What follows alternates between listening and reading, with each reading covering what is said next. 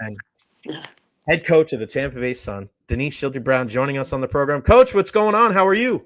Good. How are you, Jay? It's I'm so happy to talk to you. I mean, think about and a special background for you. There you go. Woo! Think about where we started last year, right? Didn't even Yeah. didn't even have a freaking name to the team, and we're there. Jay, And you were like one of the first people I talked to in your studio. Do you remember? I I can't forget it. I can't forget can't it, and forget. I'm so freaking proud of you and the whole team, and just I mean, I have the Super League before it, and this is right behind me in every single one of Yes. my shows. I was Thank one of the you. first people to have one. I still got the USL Super League scarf in my room before you guys Yes. even had a name. But just can you put into words? I mean, you obviously had high hopes and high aspirations, but you're one of the two final teams standing, and you're hosting the final on Saturday night. How do you put that into words? Yeah. It's just a monumental moment, right? The inaugural season. We're gonna play the final in Tampa Bay, the first ever professional women's, sports team to play in Tampa Bay. It's pretty exciting. Yeah, and before we continue our conversation, I have a really good friend of mine that wanted me to say hello to you, and that's Coach Adrian Bush over there at the University of Tampa. AB, that crazy son of a gun. We That guy. He's something else. We spent all weekend together up there in North Carolina for UT when they won the national Oh my championship, gosh, and his son won a national championship. How cool is that? yeah, it's And so he was the freaking cool. final hit, right? Like it Yeah, was incredible. yeah, he hit the grand slam in the eighth inning, and we Oh went my to breakfast. gosh. We went to breakfast that morning, and as we were walking into Starbucks, a bird actually pooped on me. So I Yes, knew that's good luck. so, Good so luck. AB was with me, and he's like, "Make sure you tell Denise that I was with you when the bird pooped on me." I was like, "Out of all the things to tell her, I'll definitely tell her that." So yeah, now there's people like all around the country like, maybe I can get pooped on. It'll help my team win. Of course. Of And course. it's funny because we're in there and it's so hot, and I'm sitting there and they're like, "What are you doing?" I'm like, "I'm keeping an eye on the sun. I'm keeping an eye on the sun. We got to make sure that they take care of Oh, business." thank Of you. course, a big supporter since day one. What was that like when that final whistle sounded last weekend, and then you knew like, "Hey, we're going to the championship. We're going to the final." What was that Yeah. feeling like? Yeah, I really thought Dallas had a great team. They're just talent, like player for player. They're a really talented team, great coach. And so we knew it was going to be a really tough game, and we went in a high risk approach.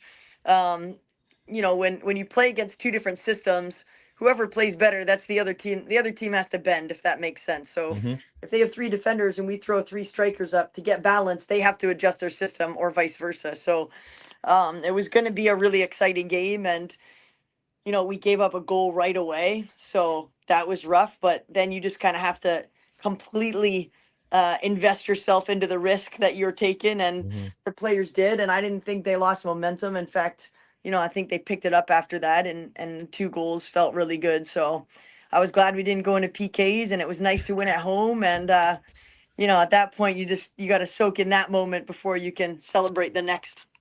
And then you have the opportunity, like, all right, you make it to the final, and then wait, Fort Lauderdale wins. Wait, we're host. What was that moment like? Knowing, no, we're not just in the final, we're hosting the final. Yeah. I mean, we're like, thinking about like, just what's the logistics getting to North Carolina, et cetera. And just, mentally preparing for both. But, we have been very successful at home, and we love our fans, the heat wave, and, just all the supporters, and, being here at our own facilities. And it's a big difference playing on our pitch than anybody else's pitch, like it is anywhere in the country, right? So Mhm. to know we're at home is just it feels incredible. Like, I know it's a championship game, anything can happen, everybody's got to get locked in and just bring their best performance, but you feel like you're in the lead going into the game because everything is yours. At Tampa Bay Sun FC on all social media platforms. Make sure you check them out, tampabaysunfc.com, USL Super League.com. Oh, get your tickets, get there Saturday night. It is going to be wild. What is the biggest adjustment now that we've gone through pretty much the entire season? Was there anything that surprised you? I mean, you did such a phenomenal job at USF at the collegiate level, and now you're doing the pro team. And what was the biggest adjustment that you had to make to your coaching style, or was it just pretty much the same and just maybe a different level of competition? I mean, that stuff was the same. I think it was awesome in the Super League. You know, on first look, you're like, wow, you have to play each other multiple times, and what does that look like? But for us, if you like the tactical side of the game and you like understanding what you're up against, and you feel like you can, invest yourself in like developing your players, but developing them to beat a different system each week, then I think it's a great environment for a coach. And I really enjoy that side of the game, and I feel like the players enjoyed it, and we just got better and better as the season went on. I do think we're peaking at the right time. Probably some of the toughest moments were just, like realizing that something wasn't working and having to pivot, because Right. all of us work really hard at our jobs, right? So you've done your research, you feel committed to what you're doing, you're excited about it, and then you're like slowly realizing it's a fail, and you have to change what you're doing, and Right. that's not always easy. And I think as a staff and a team, we in those moments where we were like, you know what, throw that in the garbage, let's do this. I mean, they just did it without question, and with the same amount of vigor and enthusiasm as they did before. And that says a lot about a group.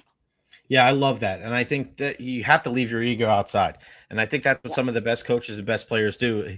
Yeah, you may have planned that it's going to be like this, but you Yeah. got to be able to say, wait, stop. This isn't working. We got to try something else because, okay, fine. Your ego can take you to a level and then you lose. And it's just like, well, why didn't you change? Well, like, that's what we plan to do. That's just not the way it works. That's not the way sports works. What changed in the middle of the season? Because I remember there was a point, I was like, oh, are they going to make the playoffs? And then just boom, you took Yeah. off, and it was just like result after result after result after result. It was like nobody wants to play the Tampa Bay Sun. Was it a mindset? Was it a shift in how you play, personnel? Like what went into that shift where you really started peaking down the stretch, and as you alluded to, kind of peaking at the right time? Yeah, it was kind of the way we played. We took a risk in the way we're the system that we were playing before, and the risk really wasn't paying off. So then we switched to a different system and took a high risk in the way we played that way. And it literally was such a shift in the way that the momentum hit. Everybody felt so much more comfortable in the second approach. And but like I said, it was really hard to change. And maybe we even lived in the other system like a game too long, because Mm-hmm. we could have been Shield winners, and it could have been kind of an easier second half of the season. But it made sense going in, and in all our heads we were like pretty excited about it. But you know, again, we weren't afraid to pivot, and once we did, it really really took off. One person that I met very early on in the process, and I've been telling her since day one, like you're going to be one of those people that are, when you look back, however many years at the Tampa Bay Sun, you're going to be one of those people that they're going to talk about, and that's Jordan Listro. And wearing that captain's armband is such a huge thing. And I made the relation because she's a Toronto, and we always go back and forth about hockey, Yes. me and her. I said, "Man, Leafs stink," and she's like, "No, no, no, you can't say that when I'm on the show." But hockey, you have the captain, you have a couple assistant captains, and it's not saying that in soccer that you don't have other leaders, but it's one armband, and it's a huge responsibility. And Yeah. what has it been like for her since she was able to don the armband? What has worked out so well for her, kind of leading the line there as somebody that's playing in the midfield, and she'll chip in with a couple of goals here and there, but man, she is tough. She's box to box. She's all over the place. She's a maniac. I said, you're so quiet on the show, and I see you screaming on the pitch. It's pretty funny. What is it about Jordan that's made her so productive in that role? I'm so proud of her, because obviously we have a history together, and I Mhm. have such a high opinion of her as a person and a player, that the decision was easy for me to give her the captain's band, right? But she almost had to overcome that, the fact that it was such an easy decision, and that she had that trust right away. She had to earn the respect of her teammates, because it wasn't just going to be because she wore that band, right? Mhm. Like, um, but she is the hardest working player. She's the first one here, the last one to leave. Her preparation, her recovery, and then the willingness to give, like you just said, fully of herself on the pitch. I mean, she's going to throw her body into every situation. She's going to work until the final whistle. It's almost like she's giving entirely of herself. There's no like selfishness to her. So she's that leader, the warrior that you're like, she's the Braveheart that everyone's like, all right, like let's go, because she is willing to do whatever it takes to get the victory, to be successful. And then off the pitch, she's kind. I mean, everybody, Mhm. knows that she's a loving human being. She doesn't she's not going to be that captain that gets in your grill and tells you you're not good enough. She's going to put her Right. arm around you and, you know, tell you that guys can go shopping for some good purses together and that everything is going to be okay. Gosh, that's so funny. Yeah, you're right. I mean, and it's funny because she said earlier this week that because she got the red card, everybody's been kind of like poking and prodding and trying to get her to like go over the edge. And she just kind of looks at him, and I go, "Yeah, it doesn't seem like it's working." She's like, "No, it's not." She was just, everybody has those moments. What is that like, Coach, to be able to see, when you see these college athletes, right? We forget that, I think at the college level, USF, UT here locally, everybody always wants to get on them, and they're so high profile when it comes to college Yeah. athletics now at all of the sports. And I had this conversation with, I'm sure, a guy that you know really well, Coach Ken Erickson. And Ken and I were sitting there for about 10 minutes, and I go, Coach, isn't it crazy? Like, everybody looks at these 18 and 22-year-olds and they think, oh my gosh, I can't believe they did this. I didn't want anybody knowing what I did at 18 and 22. I certainly didn't make the best decisions. He goes, me neither, Jay, me neither. But for you to be able to see an athlete coming in as a young, bright-eyed and bushy-tailed, and now as a woman, right, playing in Yeah. this league, what is that like to be able to have some of your players and to see them at South Florida and now with the Sun? Yeah, I mean, I think that life is a blessing. Every day is a blessing, and obviously having this job is such an awesome, gift that I've been given. But I truly believe life is about relationships, right? We can't take these wins and losses with us. We can't take anything we buy with us. And but the people, the moments, those exchanges, and the enrichedness of those relationships is really what life is about. So, it's been the best part of my job. I mean, when you're a college coach, and Ken Erickson is one of the best. um when college is over, they've played 4 or 5 years for you. Mm-hmm. It's that moment when everything is done and there's no hierarchy between you and the player, and all of a sudden you do something for them, and there's that moment when they're like, wait a second, like this isn't just because you were my coach. Right. Like, you're actually going to help me now, even though like I can't play for you anymore. Mm-hmm. And you see in their maturity all the moment that that turn happens, and then it's this different relationship that it goes to such another level so quickly the moment that happens. So with all of these players that I was able to coach in the past, they've already had that moment, and then they get to come back and play for me. So now it's like, the relationship already took that step, so that they're in it to win, but they are also in it for you all of a sudden, like, Mm-hmm. because it's not that power relationship anymore. It was like, Right. oh no, Denise has always been there, so that's pretty great.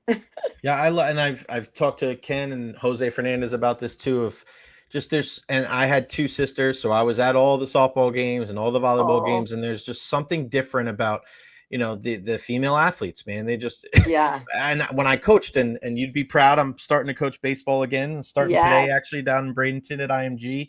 But they'd ask me like, what's the difference between coaching baseball and softball, and I said, softball, they get there on time, they do their workout, they're not here to mess around, they're ready to go. Baseball, it's like, come on, you got to warm up, it's a different level. I don't know why it is. Yeah. The women are just so much more optimistic, and maybe it's because there's a little bit of a mindset of there's so few, thank God we have the Tampa Bay Sun, and thank God we have more and more pro leagues, whether it's soccer and hockey and basketball. It's Yeah. amazing. Softball, it's growing, but there just seems to be a realization of like, we have to do this together. And I think that's why it's so much more enjoyable to be able to watch, certain events where the women are just all about it. They're going crazy. You could be up 9-0, down 9-0. And that's definitely the, what we get from the Sun. I mean, there's a never say die attitude watching Oh your girls on the pitch. What do you yeah. do? What do you do over these next couple of days? I mean, obviously, you wish it. I mean, if I were you, I'd be like, please let the game be tonight. But we're a little, we're what 55 hours maybe away Oof. from the it final. What are you going it to be is. doing up until then? Who's counting? I know it has felt like the slowest week. It didn't feel like Wednesday yesterday. I was like, sure it's not Mm-hmm. match day -1. Mm-hmm. So yeah, it's staying locked in without getting Right. overexcited. You want to be kind of in that perfect point in the bell curve where you're not underexcited, you're not overexcited. You just want to stay locked in and focused, and it's just another game, and it's at home, and we got this. Go enjoy your day. So we try to make their lives a little bit shorter in the building if we can, Right. because we've been together for a long time. Mhm. Just keep that excitement and momentum up. And, the probably the less time we spend together right now, the better. Right. So we're pretty short and sharp at practice, and supportive of all their needs, but get them out quickly so they can enjoy their lives, so that when they come back the next day, they're like, yeah, I still want to be here, Yeah, I'm with you. All right, coach, before I let you go, what has it been like, the support here in the Tampa Bay area, and what is your message to everybody here in the Bay before Saturday night's final? Besides, always listen to Jay, right? The check Tune is in in, tune the into check is in Jay the at all costs. check is in the mail. The check You is in the got that. mail. You got that. I love your show. I love Thank your you, buddy. support for Tampa Bay, and just, you have so many arms to the community, AB and Ken and Martine Romanica, everybody. So, you are the Tampa Bay man, and Thank you. we're just grateful for you, truly grateful. And, I guess that's the same how we feel about the fans. I mean, please come out and support us. We are the first ever women's professional team.